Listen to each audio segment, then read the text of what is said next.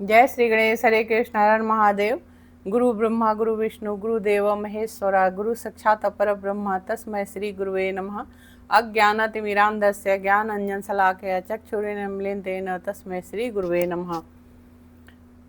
आज इस अंतर यात्रा की यात्रा पे मित्रों हम लोग चलेंगे कि हमारे ऋषि मुनियों ने, हमारे गुरुजनों ने जो अपने श्री मुखारविंद से जो वाणी बोली है हमारे लिए, कि किस तरीके से हम लोगों का जीवन सहज सरल हो सकता है, किस तरीके कैसी हमारी जीवन शैली होनी चाहिए, कैसे हमें हमारे भाषा होनी चाहिए, कैसे हमारे विचार होने चाहिए, हम लोग इस पे बात करेंगे।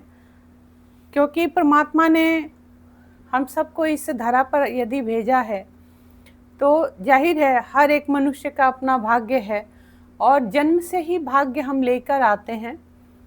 यह परमात्मा की प्राप्ति का अमूल्य अवसर होता है कि हम यदि मनुष्य जीवन में आए हैं तो हम अपने आप को कैसे बना कर रखें कि ये जीवन सफल हो जाए। तो मुझे लगता है कि परमात्मा ने, उस परम पिता परमेश्वर ने हमारे अंदर बहुत सारा प्यार दिया है, जो बहुत सारे उसने विचार भी दिए हैं और हमारे संतों ने उसे बहुत अच्छे से निखारा है, उसे बहुत अच्छे से पॉलिश किया है और हम लोगों के सामने उस चीज़ को रखा है। अब ये हमारे अंदर निर्भर करता है कि हम लोग अपने आचरण में उसको कितना उतारें। संत होने का मतलब कोई मैं किसी संत के लिए ऐसा नहीं कह रही हूँ, मैं अपने विचार रख रही हूँ, कृपया कोई इसको अदरवाइज ना लें। संत कोई बहुत बड़ी वेशभूषा का नाम नहीं है, संत किसी कंठी माला का भी नाम नहीं है, संत किसी दिखावे का नाम नहीं है। संत तो एक आचरण है। संत जो हमें, जहाँ हमारा ज्ञान खत्म होता है वहाँ से हमारी उंगली पकड़कर जो आगे लेकर जाए, जहाँ से हमारा ज्ञान समाप्त होता है वहाँ से वो हमारे मन मस्तिष्क की जो ग्रंथि है उसको खोल दे और उसको खोल के ये समझाए कि ये रास्ता है जहाँ तेरा जीवन सफल हो सकता है। मैं वैसे संतों को नमस्कार और दिल से हार्दिक अभिनंदन करती हूँ, क्योंकि वैसे संत भी हैं दुनिया में। इस दुनिया में जैसे इंसान अच्छे और बुरे हर तरीके के हैं, वैसे हमारे संत भी हैं जो कुछ लोग दिखावे को ही संत का नाम देते हैं, लेकिन कुछ वास्तव में ऐसे संत हैं जो बिरले हमें मिलते हैं और जो जब मिल जाते हैं तो हमारे जीवन की सारी गुत्थियां सुलझ जाती हैं और कहीं ना कहीं हमारे आत्मा में परमानंद की प्राप्ति हो जाती है। और तब हमें ज्ञान चक्षु खुलने पर समझ आता है कि वास्तव में ये जीवन क्या है और इस जीवन का उद्देश्य क्या होना चाहिए। अगर हम लोग देखें तो चाहे वो कोई भी संत हो, किसी भी संप्रदाय के हों, धर्म के हों, मजहब के हों, जिसको भी आप देख लीजिए, चाहे हमारे हिंदू धर्म में वो चाहे हमारे जो भी ऋषि मुनि हैं उन्होंने सदैव कहा ओम। ओम जो है वो हृदय से निकलता है, ओम का सदैव उच्चारण करना चाहिए। हमारे वेदों ने उद्गीत ने नाद और आकाशवाणी में कहा है। उसी तरीके से अगर हम लोग देखें तो ईसा मसीह जी की भी यही वाणी है। आप हजरत मोहम्मद साहब को ले सकते हैं, जैसे आप गुरु नानक देव जी को ले सकते हैं, किसी कुरान को ले लीजिए, हमारे जैसे वेद हैं वैसे कुरान को ले लीजिए, बाइबल को ले लीजिए, कलाम पढ़ लीजिए। लेकिन हर धर्म में, हर मजहब में, संप्रदाय में हर संत ने यही कहा है, कहीं ना कहीं हमें समझाया ही है कि हमारे हृदय रूपी इस जो विशाल एक हमारा जो हृदय है, हृदय रूपी जो हमारा जो ईश्वर है उसका ध्यान कैसे करना चाहिए, हमारे कर्म कैसे होने चाहिए। क्योंकि हमारी जो आत्मा है वो उसी परमात्मा का अंश है। उस अथाह समुद्र के थाह लगाना शायद हम लोगों के बस की बात नहीं है।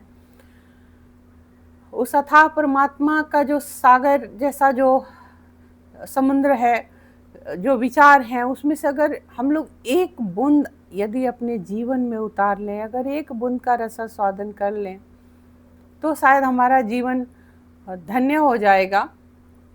आत्मा परमात्मा से एक तरह से कहा जाए कि उसका मिलन हो जाने पर जो हमारे हृदय के तमाम जो दुख हैं, वो सारे दुख दर्द दूर हो जाते हैं और अच्छे और बुरे कर्मों का हमें पहचान हो जाता है। अगर देखा जाए तो जैसा हम कर्म करते हैं, देर और सवेर हमें वैसा ही फल भी मिलता है। अगर हम बुरे कर्म करते हैं तो भोग कर ही कटता है, और अच्छे कर्म करते हैं तो निश्चित तौर पे दुख थोड़ा सा उठाने के बाद उसके अच्छे परिणाम मिलते हैं। तो हम सब लोगों को सोचना चाहिए कि यहाँ आने का हमारा इस धरा पर उद्देश्य क्या है। सुख का मतलब भौतिक सुखों से नहीं है, और दुख का मतलब किसी कहा जाए भौतिक ले सकते हैं कि आप, वो भी कोई दुख का अभाव नहीं है, उसको कारण नहीं समझना चाहिए। लेकिन जो भी हमारे दुख और सुख हैं, अगर हम ध्यान और भजन सुमिरन कीर्तन के माध्यम से अगर इस साधन को चुनते हैं और करते हैं, तो निश्चित तौर पे हमारा जीवन बहुत ही सरल, सहज और सुगम हो जाता है। ईश्वर का, चाहे वो किसी भी आप धर्म के हों, मजहब के हों, संप्रदाय के हों, आप किसी चीज़ से, किसी भी जाति के हों, उससे मेरा लेना देना नहीं है। उससे मेरा कहने का कोई आशय किसी जाति धर्म से नहीं है, सिर्फ उस परम पिता से है जो सर्वश्रेष्ठ है, जो सृष्टि का दाता है, विधाता है, परमात्मा है, जो सर्वस्व है, सर्वोपरि है। उसमें सभी लोगों ने अपने अपने धर्म संप्रदाय में जो भी उसी परमात्मा का जिक्र किया है। तो हम सब उन महात्माओं का, उन संतों का ध्यान करते हुए और उनकी बातों को समझते हुए इस जगत रूपी जो परमात्मा है उसका हम लोगों को अनुसरण करना चाहिए। जब हम धीरे धीरे निरंतर प्रयास करते रहेंगे तो एक न एक दिन वो परमात्मा हमारे हृदय में उतर ही जाएगा, और नित्य प्रयास करने से हमारी जो सोच है वो एक पॉजिटिव दिशा में लग जाती है। एक सकारात्मक सोच के साथ हम आगे बढ़ते हैं। और जब हमारे मन में जब कोई बुरे विचार नहीं आते हैं, तो निश्चित तौर पे ये जीवन बहुत सुगम और सुंदर और बहुत ही सुंदर बन जाता है। अगर कहा जाए कि चेतना, आत्मा, और जब धीरे धीरे इन सब हम जब आध्यात्मिक क्षेत्र में उतरते हैं तो ये जो हमारी जो चेतना है वो चैतन्य होने लगती है। और जब हम चैतन्य हो जाते हैं तो फिर क्या ही कहना, फिर तो चारों तरफ राम ही राम। तो मेरा यही आप सभी से अनुरोध है, और सभी से मैं यही कहना चाहूँगी मित्रों, आप किसी भी जाति धर्म के हैं, किसी भी मजहब के हैं, इसको छोड़ दीजिए। क्योंकि ये है हमारा जो भारतवर्ष है, जो भूमि है, यहाँ अगर कुल ले देकर देखा जाए तो 4 ही जातियाँ हैं। जातियाँ नहीं, इसको कहेंगे 4 भाई हैं, जातियाँ गलत हो जाएगा। 4 ही भाई हैं, और चारों भाइयों का नाम है, जैसा शास्त्रों में मिलता है, क्षत्रिय, ब्राह्मण, वैश्य और शूद्र। तो ये जाति नहीं है, ये कोई जाति से नहीं बांटा गया है, ये कर्मों के हिसाब से ये 4 भाई हैं, उनके नाम आप समझ सकते हैं। अगर हम भाई और भाई मिलकर काम करें तो कोई हमारे हृदय में भेदभाव रहेगा ही नहीं। यदि हम भाई भाई समझकर हम एक दूसरे के पूरक बन जाएं, यदि हम ये सोचें कि नहीं, हम सिर्फ इंसान हैं, परमात्मा ने हमें सिर्फ अपनी कीर्ति बनाकर भेजा है, अपने उसके कीर्ति पे हम कौन होते हैं सवाल उठाने वाले, हम कौन होते हैं उसे जाति धर्म में बांटने वाले। क्योंकि ये जब भी सृष्टि की रचना हुई होगी तो आप और हम सभी जानते हैं कि हम बंटकर नहीं आए थे, हम एक होकर आए थे। हम सिर्फ मनुष्य के रूप में जन्म लिए थे, जीव के रूप में जन्म लिए थे, इंसान के रूप में जन्म लिए थे, ना कि कोई क्षत्रिय, कोई ब्राह्मण, कोई शूद्र और वैश्य बनकर आए थे।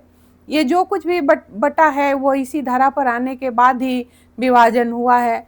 और आज देखा जाए तो वही कहीं ना कहीं ये कारण है कि कहीं हमारा शूद्रवाही सोचता है कि हमें बहुत दबाया गया, बहुत हमें सताया गया। कहीं ना कहीं उनके मन में एक जो खलीस सी है, उस खलीस को हम कैसे निकालें, इस पर मैंने अपना एक छोटा सा प्रयत्न किया है। हमारे जो वैश्य भाई हैं वो समझते हैं कि बस हम व्यापारी ही हैं, हमारा यही धर्म है। ऐसा नहीं है। ब्राह्मण हैं वो सिर्फ अपने आप को पठन पाठन का ही केंद्र बिंदु मानते हैं। ये भी ऐसा नहीं है। पूर्ण सत्य ऐसा मुझे नहीं लगता है कि है, क्योंकि विद्या किसी एक जाति की नहीं है, विद्या तो सभी की है। जो अध्ययन करेगा वो पंडित कहलाएगा, और जो किसी भी जाति का हो, जो अपने लोगों की रक्षा करेगा, अपने प्रजा की रक्षा करेगा, अपने देश की रक्षा करेगा, वही वो राजा है, वो सूरवीर, वही क्षत्रिय कहलाएगा, चाहे वो किसी भी जाति धर्म का हो। तो मेरा अपना ये मत है कि चार ये भाई हैं, आप सब भाई भाई मिलकर रहें। आप किसी भी जाति के हों, आप जाति पर बिल्कुल ना जाएं, जाति के लिए बिल्कुल ना लड़ें। सिर्फ सब लोग मिलकर एक मुट्ठी बंद कर रहें, एक मुट्ठी बांध कर रहें, क्योंकि यही देश की आगाज़ है। हमारा देश यही चाहता है। ये भारतवर्ष है, यहाँ जो भी हैं हम भाई भाई हैं, बहन बहन हैं। तो आप सभी लोग मुट्ठी बांध कर रहे हैं। जब हम में ताकत होगी तो दूसरे देश से कभी कोई नहीं आएगा हमारे ऊपर आक्रमण करने, कोई भी डरेगा, क्योंकि मुट्ठी में बहुत ताकत होती है। हाथ की ये 5 उंगलियां होती हैं, इनमें अलग अलग, एक उंगली में कोई ताकत नहीं होती है, लेकिन यही अगर हम 5 उंगलियों को एक मुट्ठी बना लेते हैं तो फिर अच्छों लोग भी उसको नहीं खोल पाते हैं। तो मेरा आप सभी से अनुरोध है, मुझे पूरे भारतवासियों से अनुरोध है कि आप सभी लोग मिलकर रहें, और कृपया ये जो जाति भावना, ये जो जाति का जो भेदभाव फैला हुआ है, उसको आप अपने हृदय से उस मैल को धो डालें, और सिर्फ एक ध्येय रखें कि हम कोई जाति नहीं, कोई हिंदू नहीं, कोई मुस्लिम नहीं, कोई सिख नहीं, ईसाई नहीं, हम सब भाई भाई हैं। हम एक माँ की संतानें हैं, और हम यहाँ आए हैं अपने कर्तव्यों का बखूबी निर्वहन करने। यही मेरा आप सभी को संदेश है, ये मेरा प्रयास है, जिसके लिए मैं निरंतर प्रयास करती रहूँगी कि आप सभी लोग अपने अंदर से भेदभावना मिटा दीजिए। कहीं पे भी शास्त्रों में जाति नहीं बटी है। जाति बांटने वाले यहीं से जो भी कोई एक वर्ग रहा होगा जिसने ये जाति बांटी होगी, जिसने जैसा काम किया, किसी ने सेवा की वो शूद्र हो गया, किसी ने पठन पाठन किया पंडित हो गया, व्यवसाय जिसने किया वो वैश्य हो गया, जिसने लड़ाई की ये देश को बचाया, जो प्रजा की रक्षा किया वो क्षत्रिय हो गया। पर आज के युग में ज़रूरत है उससे भी ऊपर उठकर समझने की, सोचने की कि जाति कुछ होती नहीं है। हम सभी एक हैं, और हम सभी एक ही माता पिता की संतान है। वो प्रभु ने जब हमें इंसान बनाकर भेजा है तो हम एक बेहतर इंसान बन के जीवन जिए। ये शायद एक बेहतर संदेश होगा आप हम सभी के लिए। आज के इस चर्चा को यहीं विराम देते हैं।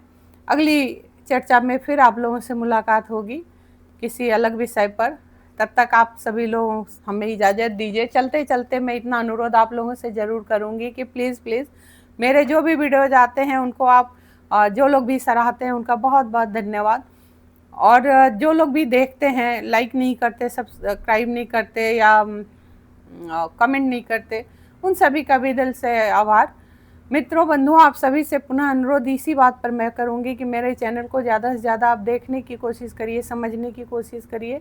हमारे वीडियोस को लाइक कीजिए, सब्सक्राइब कीजिए, बेल बटन ज़रूर दबाइए। इससे मुझे प्रेरणा मिलेगी। जब आप लोग से कुछ लिखेंगे तो मुझे और ज़्यादा बेहतर अपनी बात को रखने की प्रेरणा मिलेगी, और शायद मैं बेहतर तरीके से अपने विचारों को आप लोगों के समक्ष प्रस्तुत कर पाऊँगी। मेरा हौसला बढ़ेगा, तो मेरा हौसला अफजाई कीजिए। आप सभी का बहुत बहुत धन्यवाद। फिर अगले बार मिलते हैं। हरे कृष्ण।